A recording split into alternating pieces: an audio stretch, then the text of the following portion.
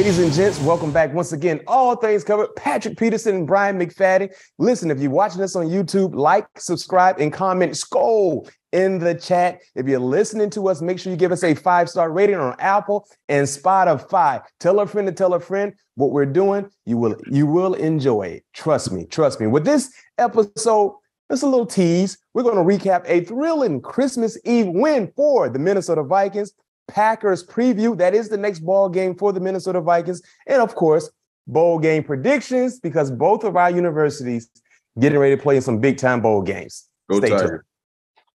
Pat P, no question, man. There's a lot to tap into you with. Of course, another thrilling, entertaining ball game for your Minnesota Vikings, finding a way to snuff out a win. The cardiac Vikes is what I call you guys.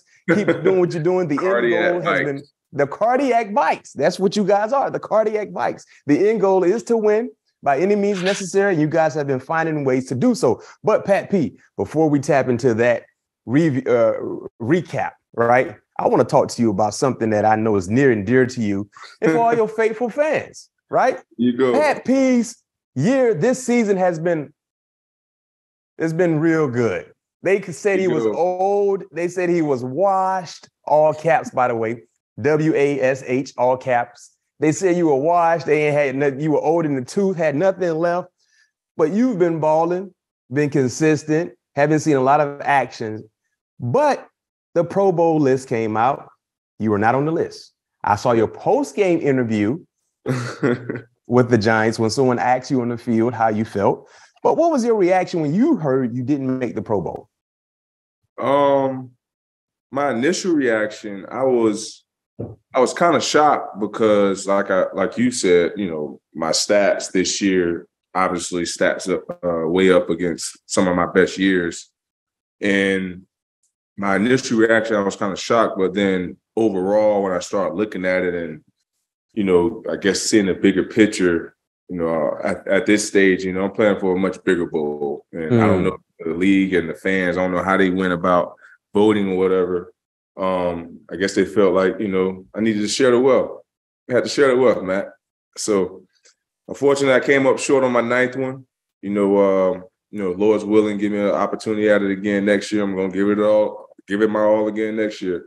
You know, so but shout out to those guys who did make it, you know, because, you know, Diggs, you know, having a decent year, 3 picks, 13 PBUs, the rookie, Woodley. Tariq Woolen. Yeah, Tariq having a big year, 6 picks, 14 PBUs. Slade, my guy Slade. Big play Slade. Yeah, he part of that 10-plus game, 3 picks, 13 PBUs. Alexander, 5 picks, 13 PBUs. And you got your boy P2 right there, 4 picks, 14 PBUs. So I'm up there with the best of them, you know, but I just want to continue just being where I need to be and helping my team win ball games. And like I said, be in that much more important bowl at this stage in my career at the end of the season. And when you talk about some of the guys that made it in regards to coverage, according to PFF, you had the best rating in regards to coverage, 4th overall. So clearly PFF has been taking notice to what you have been doing. And my thing is this, though, Pat P. I looked at the alternate list. So I'm like, okay, Pat P didn't make, you know, the starting Pro Bowl team. Okay, I see who they have. But then I'm like, okay, I know he had to be like a 1st or 2nd alternate. They didn't even have you wasn't even a 1st or 2nd alternate. Now, that right there, hold on. I can understand a little bit the names you mentioned, right? Okay, granted, all younger guys playing pretty good football. But like you said, all younger guys, they might want to share the wealth. Well, okay, that's cool. It's not cool, but I guess you can kind of accept it a little bit, right? I don't want to speak for you, but you kind of, you know, but then you say, okay, at least I know I probably make an alternate. They didn't even have you as an alternate. With your numbers, 4 interceptions, 14 PBUs, 4th in coverage, according to PFF, one of the best coverage corners the entire season, seeing the least amount of targets, playing the most snaps. How you did not make an alternate is what I want to know, Pat P. Back, your guess is good as mine, my guy. I have no idea. Like I said, let's just hope all pro, the voters get it right. At least, if I don't make first team, I know I'm at least up there for at least second team. Like, I feel like the year I'm having this year is better than any of my all pro seasons, hands down. Number-wise, no question. So, I mean, if everybody like to look at numbers, everybody want to die on these numbers, look at the numbers. The numbers are right there. Man, not even an alternate? Come on, Pro Bowl. I understand. Listeners and viewers, make sure you understand in regards to Pro Bowl voting, it's 1/3 fans. So fans, you're needed. Yep. You definitely need to be involved. 1/3 players and 1/3 coaches. So I don't know if you haven't been watching what's been going on, but our guy been making big time plays. Had another pick against Daniel Jones. And right? In what quarter? Fourth quarter. Okay. Yeah, fourth quarter. That's the most important quarter. Closer. Exactly. So for you to not make the Pro Bowl list is mind-boggling. But for you to not make one alternate, that's a whole nother. Listen. Wasn't me, man. Was not me. We got to figure out what's going on. Let us know how you feel in our chat, please. Watching us on YouTube, chime in. Do we have a legit issue, a gripe with this whole Pro Bowl voting and with our guy not being on the list, not even as an alternate? Or are we tripping? Let us know how you feel, because I think this is a legit gripe, Pat P. I'm right there with you. And I'm not just saying that because we family. I'm saying that because I'm watching football. Yeah. I'm saying that. And the thing is, we got to keep it real. Like last year, you didn't have a Pro Bowl like year. We wasn't harping about Pro Bowl. We keep Mac, it real. You know me. You know me, Mac. I'm always going to be real. If I like it or not, I'm always going to be real. But that was unacceptable last year. Yeah. To my standard. You said you were going to bounce back and give them what they're looking for this year. No doubt about it. And I told you that right after the season because I knew that was not my standard. You did. You did. But we got to figure out what's going on. In regards to Vikings who did make the Pro Bowl, clearly all deserving guys. Oh, yeah. Kirk Cousins, Justin Jefferson, TJ Hockenson, Zadarius Smith, Andrew DePola. All deserving guys, man. How do you feel about hearing your teammates that make the list? Man, well-deserving, man, because man, anytime you get one of those Pro Bowl nods, man, that's big. That's huge for your career. That's huge for, you getting the respect from your peers, the coaching staff, the fans. You know what I mean? So that go a long way because you play the game to be recognized as the best at your position. And like you said, shout out to all my teammates who made it, well-deserving of the nominee, for getting nominated for the NFC Pro Bowl team. But like I told Andrew today, I said I think this was his first one, if I'm not mistaken. I said congratulations, but man, I don't plan on you. I hope you're not planning on playing in it. So no question, no question. In regards to the alternates, there are quite a few guys who made the alternate list from the Vikings, not named Pat P. Of course, we got Dalvin Cook, CJ. Daniil, Kane, Christian Darrisaw. I'm surprised he didn't. I know he missed some time, but I thought he might have made the actual team. Garrett Bradbury, Harrison Smith. I'm surprised he didn't make the Pro Bowl list, but he's an alternate. Second after leading fan vote, Chris Boyd and Eric Kendrick. So quite a few of your teammates made the alternate list. No question, tip of the hat for all those guys, well deserving. And some of these guys should have made the actual Pro Bowl team as well. Now let's tap into the Giants recap. Vikings win 27-24. My prediction was 30-20. Not too far off, but of course, the main goal was to predict a win. Before we tap into that ball game, let's talk about the pregame. I mean, the game fit. The game fit. If you guys haven't been following Pat P on social media, make sure you follow our guy. That's a given. If you're rocking with the show, you should be rocking with Pat P throughout everything he does, supporting the gear, supporting his social media content. Pat P, tell us about your pregame fit, because you walked in the stadium like you had something on your mind, man. What brought that idea in wearing that outfit, and tell us a little bit about it. Man, shout out to my wife, man. My wife picked that up for me, man, and I had that jacket, man. I had that jacket for about 2 years now, and I never wore it. And that's the thing about me. I always buy like cool stuff. and I always just wait for the time to pull it out. So that jacket is about 2 years old. RP Virgil, that's one of Virgil's collectible trench coats. Or when he collabed with Louis Vuitton. Yeah, you remember we talked about my Virgil collection last year. Yes, we did. Yes, we did.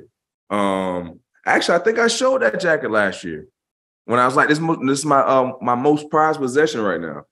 You showed me that in the speaker. You remember you showed me the speaker? Yeah, exactly. Yeah. So boom, I had that jacket for that long and never wore it, and it was quite fitting to bring it out on Christmas Eve. It was cold as heck outside, so nice wool jacket with multiple colors in it. Had the purple suit on under that joint. Just kept it nice and simple with the shirt. Just nice and white shirt, button all the way up to the top. No tie, because the jacket was everything. Yeah. So, just walked into the stadium with my swag on, man. I put it on every once in a while, man. You got to. It's only right. It's only right. You played in the secondary. You can't be in the secondary no swag. Right. It's only a given. One thing I like, of course, I love the fit, but I also love seeing my guy when you get into verbal back and forth the ball game. What type of back and forth was going on with you and Isaiah Hodgins, the wide receiver from the Giants? Earlier, we just saw a lot of chatter, and I love when I see that, because sometimes you want to do your business quietly, but I love when you bring that South Florida out in you. What was going on in that back? Tell us a little bit about that back and forth. Man, it was all within the game. You know what I mean? I made a play. I think it was first quarter, maybe like the fourth play. The break up on the sideline. Yeah, break up on the sideline, and Coach Bryant had started talking trash to me. But it was all within the game. It wasn't like no crazy. Nothing disrespectful. We coming at you today. We coming at you. Yeah, we coming at you today. I hope you're right. I'm like, yeah, I want you to. Me, Mac. So now they got me fired up. Oh man, I'm telling you, every time I get fired up, Mac, I make a play. I'm telling you, I don't know what it is. Every time. That's what man. Listen, that's what I want. I want that. I'm looking for somebody to give me some smoke. So boom, he fired me up. So boom, we go through the play. Then Hodges, he make like a very contested catch, like two contested catch. It wasn't like, he routed me up like y'all. I was right there. On a couple of the two passes that he did catch on me early on before the double move. But I just told him, I said, just stay patient. Just stay patient, P2. I said, it's a 4-quarter game. And I said, if Daniel keep trying me, mark my word, I am going to get an interception.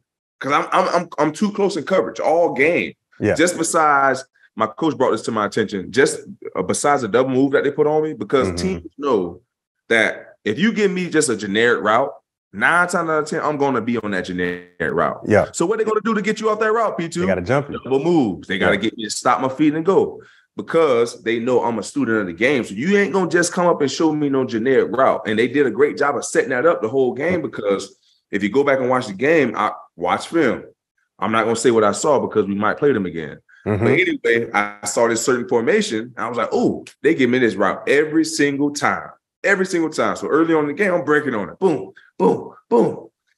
But that fourth time, I was like, all right, man, he breaking on this route a little bit too clean.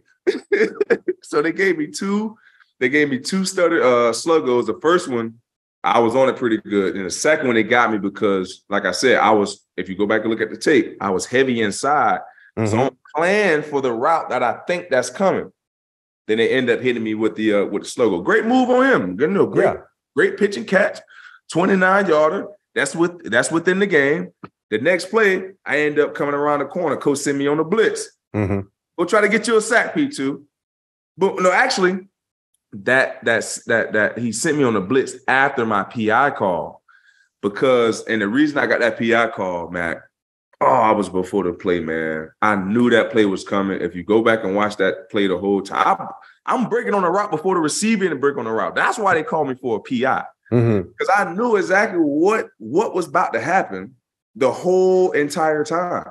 So I ended up getting there a little bit too early. Kudos to him. Next play, let's calm P2 down. What we going to do? We're going to send him on a cat blitz. Send him on a cat blitz. Send me on a cat blitz. I barely missed him. I almost got my 5th sack, just barely missed him. My last sack came against Daniel Jones in 2020 when my first came back. Got me old strip sack. Guess what I did then, Matt? Closed the game. Yep. Fast forward. That was in New York. Yeah, in New York, 2022. Yep. Come around the edge, nice dip. He stepped up just in time. And I'm upset that the NFL didn't even give me a hurry. They didn't even give me they give you a pressure? A pressure, anything. Who they think started that, man? No question. Come on, man. Show your boy some love. I need everything I can get at this point, my guy. Yeah.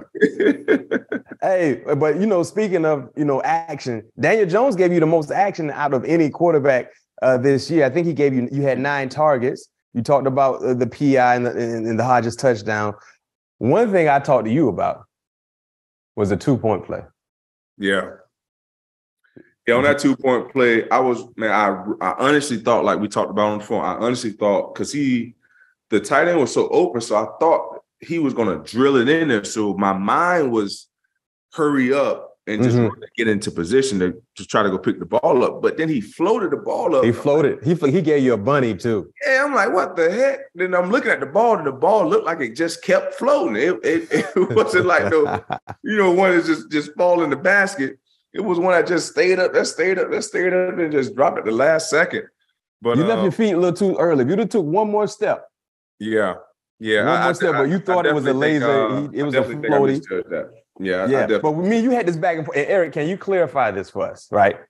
If Pat would have picked that off, would that have counted as an interception? No. I'm telling you, man. What did he say? No, I told you that. No. Would that have counted as a PBU?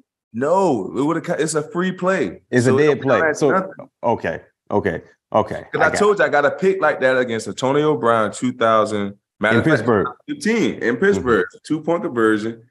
I actually had 2 picks in that game. The other one got called back because somebody jumped off sides. But anywho, I think they should change the rules on that. I agree. I think they should change. But at the same time, what would you call it? It's an interception. No, what would you call it for a guy who caught the 2-point conversion? It's a conversion. Like. So is it? It's not a touchdown. That's what I'm saying. So that's why it's considered a free play. So you can't give nobody nothing because you can't consider. They gotta find a way to make it a stat because it's a free play, but then it's not because if they convert it, leave it where it is. No, because we get a pick on 2 point. You want that pick, right? I do want that pick, but now you're gonna have everybody start going for 2s, man. Just leave it where it is. Well, there's an opportunity for you to get another pick. Hey, one thing about Giants fans, they were hot about Saquon when he gave you a high five on the play you were just referring to. What was that about? Said about that stuff, man. Man, they didn't want to see y'all being friendly. They want to see, especially with them losing at that time. Yeah, the Giants were losing, if I'm not mistaken. First of all, it was nothing. I was happy to see Saquon back on the field. That's my first time seeing him again. Him back live in action.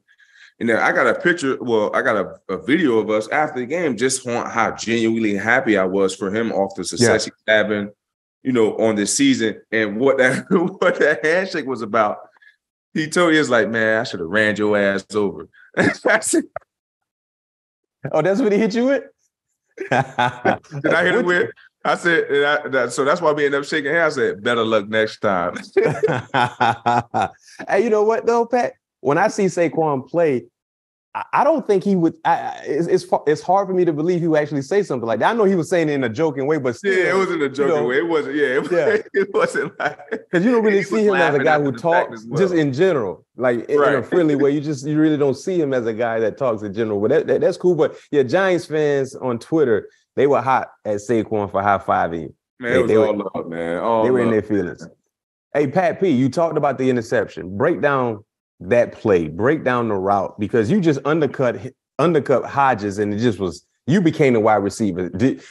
When did you know? Did you have a good idea about what he was running pre-snap alignment, or what put you in position to make that play? Tell us. Coach us up. I can coach you up, but I can't tell you everything. Okay, you're right. You said y'all might. It's a good chance y'all might see them again. Okay, yeah. So be mindful of what you say. Can't give us too much I got to be very mindful, man. We don't know who might be watching this show. But anyway, what I saw on that particular route, like on that route right there, I understood that the receiver that I was up against, the certain routes that he run in certain formations and certain alignments, it gave me an idea of what he might run. And then when he gave me the stem that clarified the route, I was like, oh yeah.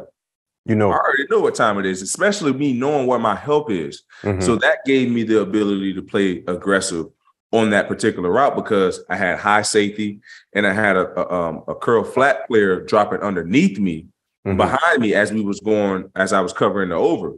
So as I understood, the stem and his shoulders and everything, gave me validation and he was giving me the over route, I was like, boom. Trust your eyes, trust your intuition, everything that you just thought about, go get it. Hey, Pat P, for our listeners, that are football fans or players of the game, you know what I mean?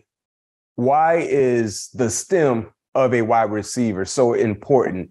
And number one, define stem in football terminology regarding a wide receiver. But tell us why that is so important for you.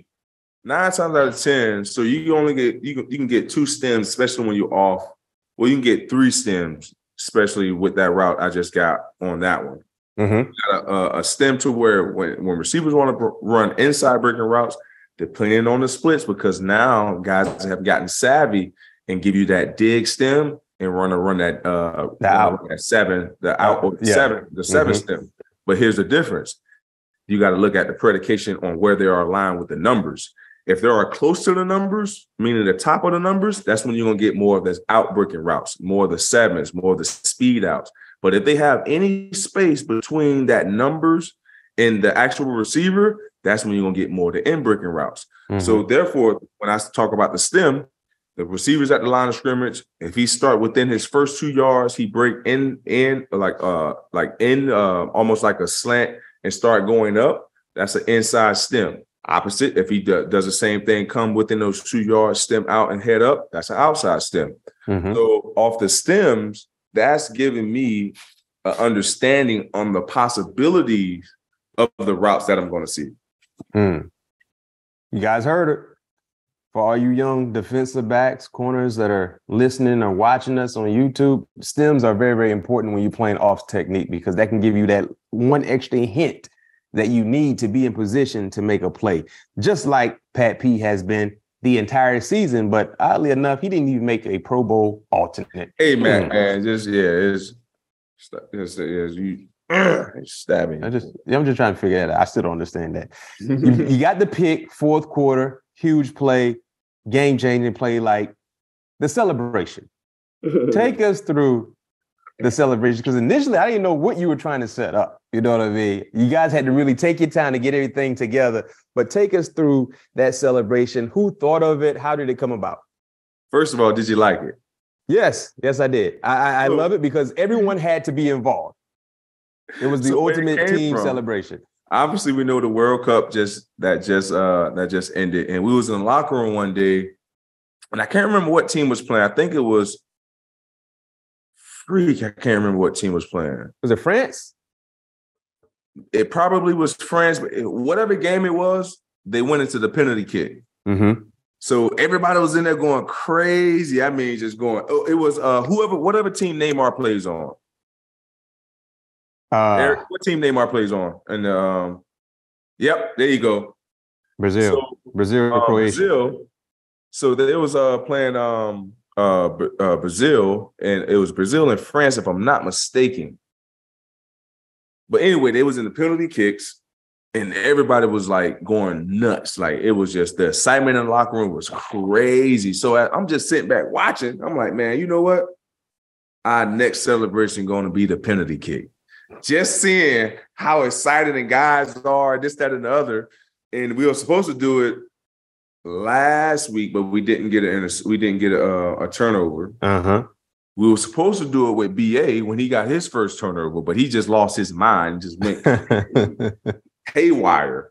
And I went on the sideline. You can ask, we need to get BA on the show. I said, BA, man, you were supposed to be the one that had the goal celebration. I said, you know what? Since I made it up, I'm going to do it. And it's even before I even got my pick. Uh-huh. I kid you not. I said, I'm going to do the celebration.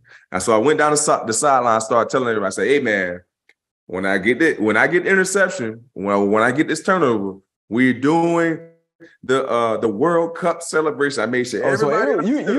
So you gave notice. Yeah, I said, we doing the World Cup celebration. What quarter was that in, Pat P? Do you remember? Huh? What quarter was that when you gave everybody notice on the sideline? Was that second quarter?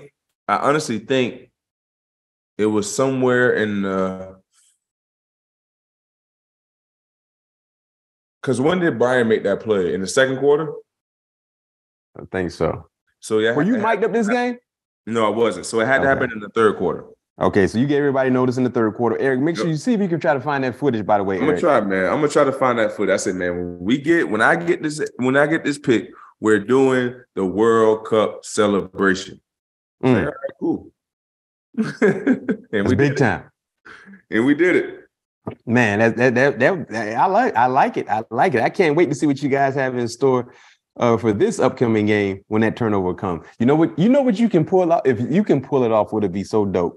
The Aaron Gordon dunk that he just had. Which one? Oh man, he dunked on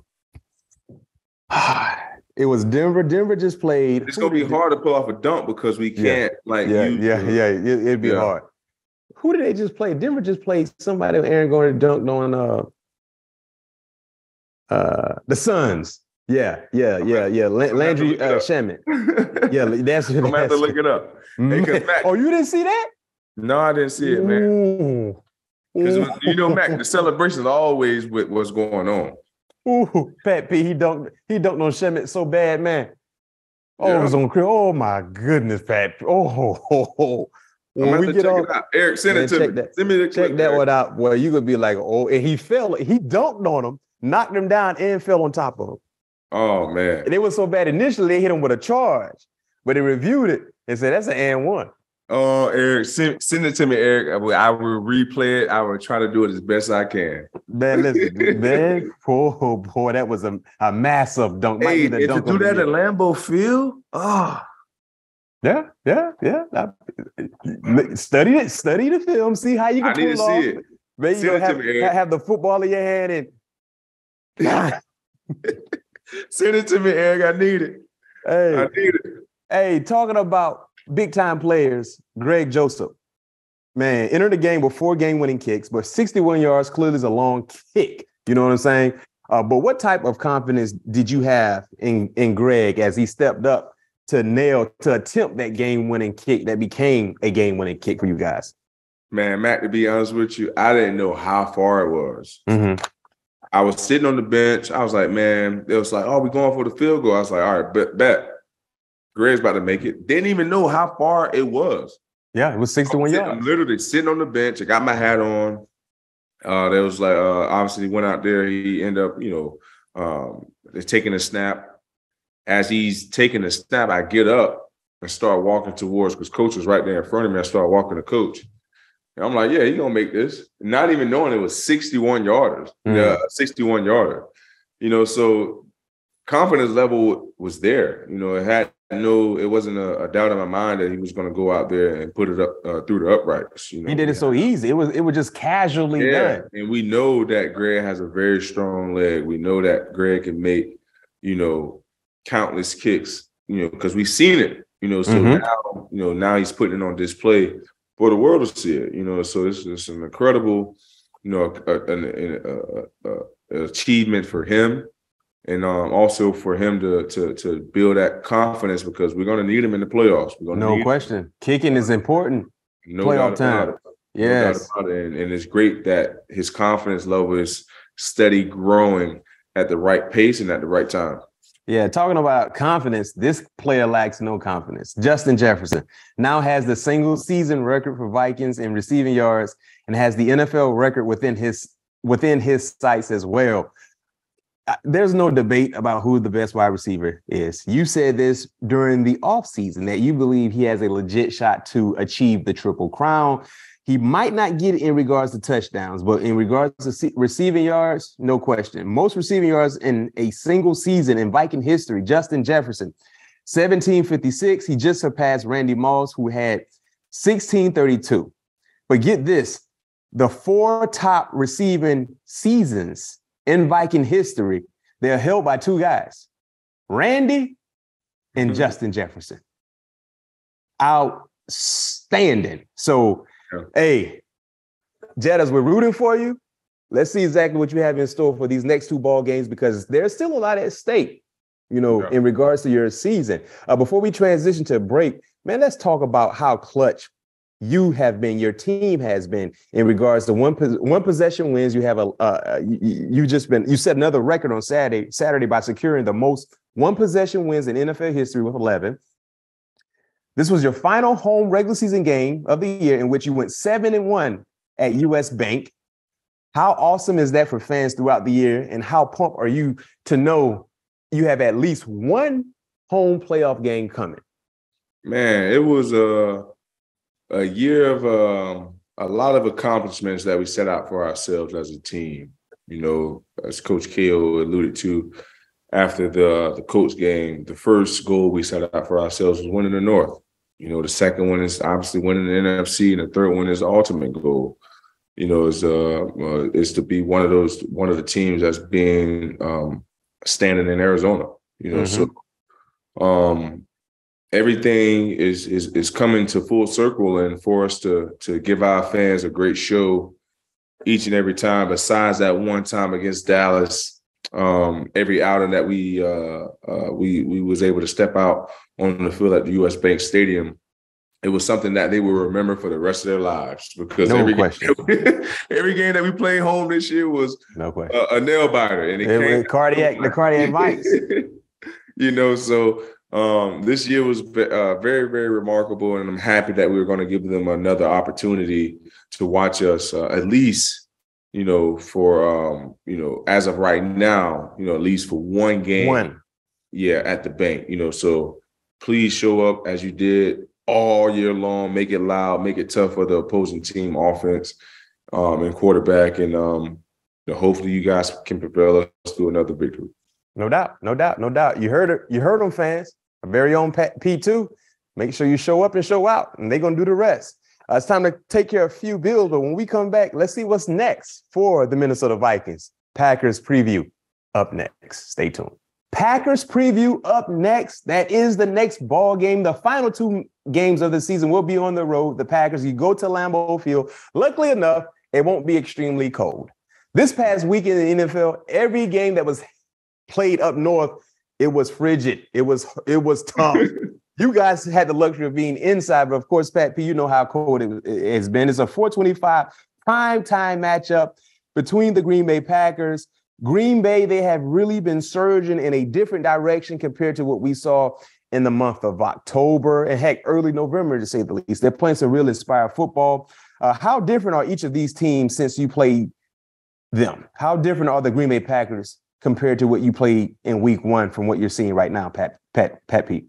Well, obviously, playing wise, Green Bay had all the hype and, all the anticipation of, running it back in the North and, Aaron doing what he's supposed to do, throughout the year. But, those guys haven't had the guys that he had in previous years that was able to help him do that. And, we came in as a young, hungry team that, felt and thought that it was our time, and we came in with that, with the mindset all year. Obviously we understand that Aaron did a lot of great things, for the Green Bay Packers and, winning division after division. But at some point, it's time for the big guy to roll over, you know what I mean? And start almost like myself, share the wealth, you know what I mean? No question. And we have just the right nucleus of guys, that band of guys and head coach that's putting us in position to be successful, So the teams right now, obviously the records are not what everybody expected. They probably thought it would be a little flip-flop a little bit. Green Bay have our record, we have Green Bay record, but that's totally different. But we understand that these guys are going to come in with a mindset of that they still have everything, to lose and play for at the same time, So we know we're going to get these guys best shot. We know Aaron is, ain't no question that he's a Hall of Fame quarterback, but he's an all-time great. So we know that we're going to get his best shot. He know his season is on the line. So he have to win both of these games to secure a spot of in the playoffs. So we know that we're going to get this team best shot. We know that we got to give this team our best shot to also continue, like I've been talking about since week 11, continue to build in the right direction that's going to help us prevail through certain situations throughout the playoffs. Because at the end of the day, we are going to have to go on the road and play in a playoff environment. This is going to be a playoff environment. So why not get ourselves prepared for those moments that we're going to see here in the next couple of weeks, in the next month of football, especially if you want to be where we want to be at the end of the season. Does it give you any extra motivation, Pat P, knowing you have the chance to end a division rival season and their playoff hopes all in the same time? No, I don't give me any extra motivation because we have our own problems to worry about. You just want to win. Yeah, no doubt about it. Our only goal and motivation is to be 1-0 after each and every week. We're going to put together a great game plan going into this Green Bay week, and we're going to put all the marbles on the table because at the end of the day, we got the 49ers right behind us. No question. Number 2 ain't locked up yet.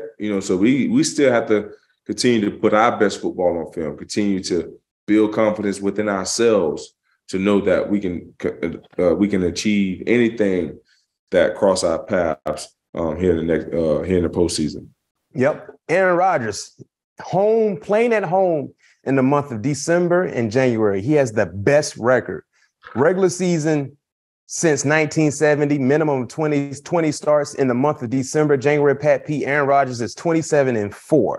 That's the best record, followed by Brett Favre, 35-7. You got Tom Brady, 44-9. John Elway, 21-5. Peyton Manning, 32-9. So December, January, playing in Lambeau Field, Aaron Rodgers, he's at his best. I think one of the bigger, when you look at the difference in what we're seeing from Aaron Rodgers compared to early on in the year to where he is now is the chemistry that he has established with his young wide receivers, Dobbs, Watson, Allen Lazard. Of course, you have the veteran in Randall Cobb. These guys seem to have a togetherness that wasn't really there in the beginning of the season. And their biggest playmaker is Christian Watson, a big, fast guy, guy that can take the top off the coverage. You talk about Randall Cobb, who's a do-it-all type player in the slot. Allen Lazard is a big body presence as well. Dobbs is a pretty good guy. When you look at this young cast of wide receivers, what has been the biggest difference from what you're seeing now compared to early in the year? I would have to agree with you on the fact that Aaron is trusting those young guys now.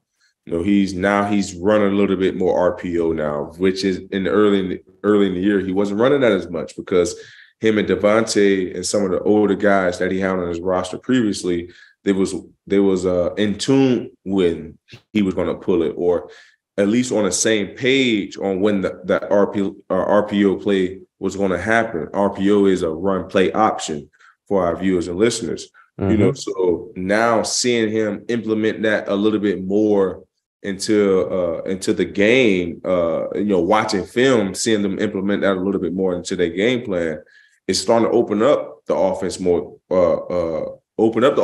a little bit more for them because now they got the running game, starting to pick up a little bit more. Aaron doing his thing. Young 28, he's running the ball hard. Young, big. He ain't a little bowling ball. He's a huge bruising bowling ball. So when you get Dylan and Aaron, on the same page, Aaron, obviously Aaron in the passing game is a matchup nightmare. Then you have Dylan coming in on those downhill runs. It's a great combination for success. And like I said, now that the RPO game is being a little bit married into the game plan, it's allowing him to grow more trust into the receivers because anything after that is pretty much them running routes, timing routes, this, that, and the other. But if he have the ability to trust those guys when it's a run play call, that's when he's most dangerous. And that's what we've seen in the years previously when Aaron was able to get those, those hidden yardage plays, as we call on the defensive side of the ball, because he may be calling a run, but the defense, the cornerback is 7 yards off. He may think he can sneak, 6 or 7 yards. Next thing you know, it turns into 20 yards. Mm-hmm. You know what I mean? So now that he's starting to trust those guys a little bit more, I think, the offense is starting to wake up a little bit better. No doubt, no doubt. And with that being said, it's prediction time. Prediction time. I've been getting close. Man, if I can hit it dead on the head right now with this one, man. Oh, it's going to be a great year. Prediction time. Number one, Pat P, I know you don't pay attention to betting and things like that. The line came out, depending on where you're shopping, they had the Packers the favorites in this ball game, giving you guys 3 points or 3.5 points, depending on where you're shopping. I don't like that. The odd makers out in Vegas believe you guys are going to lose this ball game because that's what the line usually determines. They pick Green Bay to be the favorites for whatever reason. Who cares? But with me, I predict the final score. And I believe I have more power than the people in Vegas. So with that being said, give me Minnesota 29, Green Bay 26. The total will be surpassed in this ball game. I think the total is set at 47. It's going to be an entertaining game in the mid-30s, clear. That's not even cold. Mid-30s? Man, Pat P, you ain't got no sleeves on mid-30s. Nah, I ain't wearing sleeves. Yeah, you got that's man. You ain't in the team. That's mid-30s, man. That's hey, but I tell you what, that thing in them single digits, Mac. I am. Oh yeah, I know you're gonna sleeve up in them single digits. Oh my God, I don't care what nobody say. We know you're gonna sleeve up, but that's my prediction. 29-26, Vikings win. Let's go. Now it's time to take a break. When we come back, we got to tap into Around the League. There's a lot to talk about, including a guy that Pat P knows extremely well. Stay tuned. We're back. Before we wrap up the show, of course, we got to tap into what's going on around the league. Your draft mate, J.J. Watt, just announced that he will retire after this season. Of course, the Cardinals are not making the playoffs, so he has 2 games left in his career. No question, he's a lock to make the Hall of Fame. For you, Pat P, you guys got drafted in the same draft. What stands out the most about J.J. Watt's career? 12 NFL seasons, 10 with Houston, 2 with Arizona, 3-time Defensive Player of the Year, 5-time Pro Bowler, 5-time first-team All-Pro, 111.5 career sacks. 3 times Defensive Player of the Year.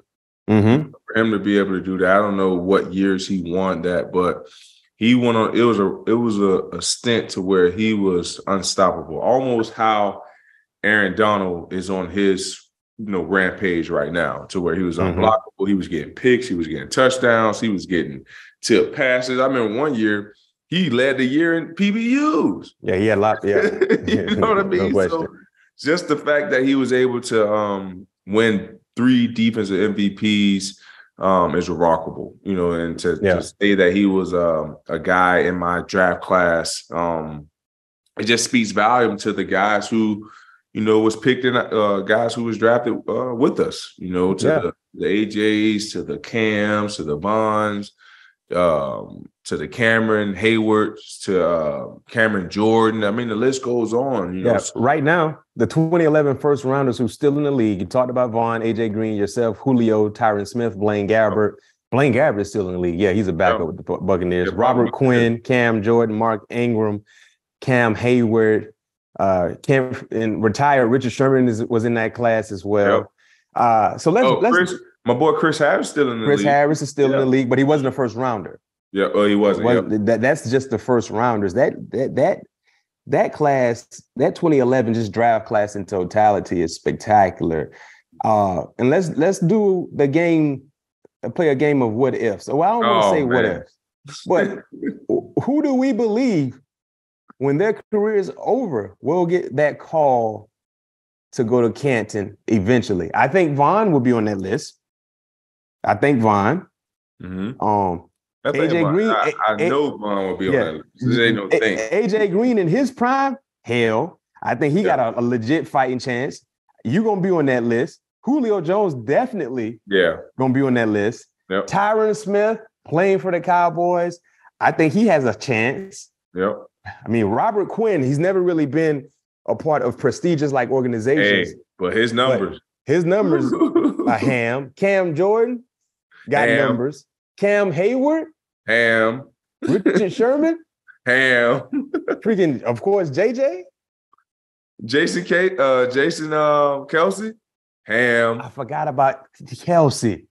Ham. He was in that class as well. So, when it's all said and done, that 2011 draft class, not just the first rounders, but the draft class from top to bottom, man, it might be a bona fide 10 Hoffers. Yeah, man. Just off the top of my head, might be almost 10 Hoffers. And that's just, like you said, that's just off the first rounders. And we just sprinkle a couple late rounders in there. I'm sure it's going to be a couple more that no we question. just can't think about right now. Yeah. How does it feel for you knowing that some of the guys you were drafted with are starting to call it quits, even though there are quite a few guys that have retired? Some are starting to call it quits, seeing this from JJ in regards to your longevity and how much longer you want to continue to play.